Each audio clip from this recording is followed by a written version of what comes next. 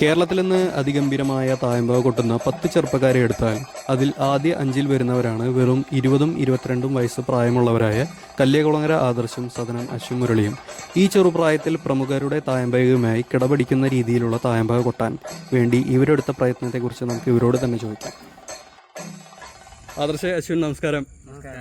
നിങ്ങളുടെ തായമ്പകളൊക്കെ ഞങ്ങൾ കാണാറുണ്ട്. പക്ഷെ നിങ്ങളുടെ സാധകത്തിൻ്റെ ഷെഡ്യൂള്, അതുപോലെ നിങ്ങൾ എങ്ങനെയൊക്കെ സാധകം ചെയ്യാറുണ്ട്, എത്ര മണിക്കൂർ ചെയ്യാറുണ്ട്, ഒന്ന് ഷെയർ ചെയ്യാൻ പറ്റുമോ? അപ്പോൾ സാധകം എന്ന് പറഞ്ഞാൽ പൊതുവെ പാടക്കൈകൾ എന്ന് പറഞ്ഞാൽ 4 എണ്ണം. തക്കിട്ട, തരികിട, വലന്തക്കിട്ട, ഇടന്തക്കിട്ട, അതാണ് പാടക്കൈകൾ. ഞങ്ങളുടെ സാധകം എന്ന് വെച്ചാൽ അതിനേക്കാളും പൊതുവെ തായമ്പയിലെ എണ്ണങ്ങൾ ഇല്ലേ 4 ഇരട്ടി കുറേ നേരം കൂട്ടുക, അതിലിങ്ങനെ വെറൈറ്റി എന്തെങ്കിലും കൂട്ടുക, ഏകതാളത്തിൽ എന്തെങ്കിലുമൊക്കെ കൂട്ടുക, അതാണ് ഞങ്ങൾ ചെയ്യാറ്. ഞങ്ങൾക്ക് അങ്ങനെ ഒരുമിച്ചിരുന്ന് സാധകം ചെയ്തത് കുറവാണ്. പിന്നെ ഇപ്പോൾ കൂടുതലും ഞങ്ങളുടെ സാധകം എന്ന് പറഞ്ഞാൽ ഞങ്ങളുടെ തായമ്പകളിലാണ്. ആദ്യമൊക്കെ 1-2 തായമ്പ വരെ ഞങ്ങൾ പ്ലാൻ ചെയ്തിട്ട് പോയിട്ടായിരുന്നു കൊട്ടിയത്. പിന്നെ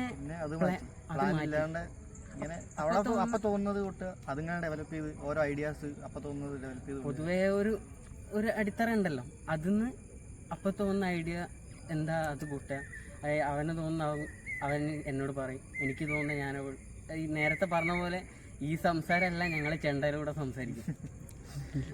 ഇനി ഒരു ബിഗിനറെ സംബന്ധിച്ച്, അതായത് ഒരു തായമ്പ പഠിക്കുന്ന കുട്ടീനെ സംബന്ധിച്ച് നിങ്ങളുടെ ഒരു ലെവലിലേക്ക് എത്തണമെങ്കിൽ അവർ എത്ര മണിക്കൂർ ചെയ്യണം? അല്ലെ, താല്പര്യപൂർവ്വം ചെയ്യുന്ന ഒരു സാധകം 2 മണിക്കൂർ ചെയ്താലും 3/4 മണിക്കൂർ ചെയ്താലും അത് എഫക്റ്റീവാണ്.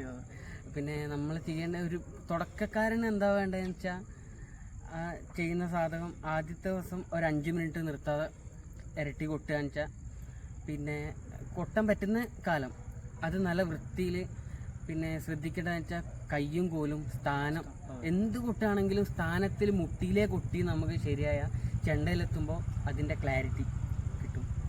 പിന്നെ എന്താ സാധകം പിന്നെ ഇത്ര സമയം ഇന്നേ ടൈം പണ്ട് മുതലേ ചെയ്യുന്നവർ ഇപ്പോൾ രാവിലെ എഴുന്നേറ്റ് സാധകം ചെയ്യുക എന്നൊരു ഇതുണ്ടല്ലോ.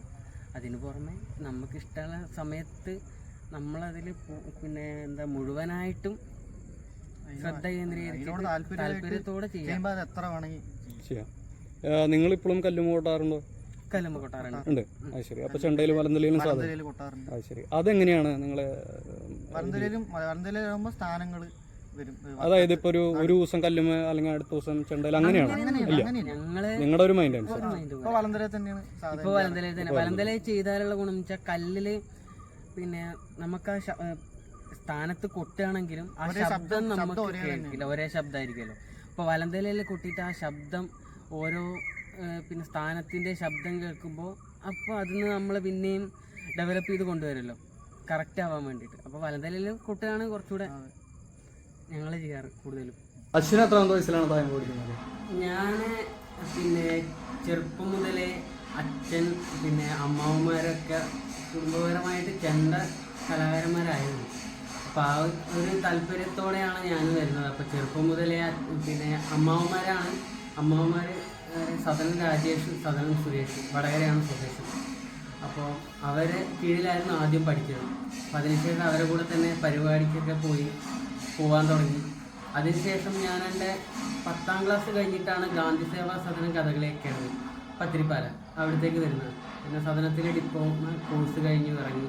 അവിടെ സദനം ഗോപാലകൃഷ്ണ അച്ഛൻ, സദനം രാമകൃഷ്ണ അച്ഛൻ, പിന്നെ സദനം ജില്ലൻ, അവർ 3 പേരായിരുന്നു പിന്നെ ഉണ്ടായിരുന്നത്.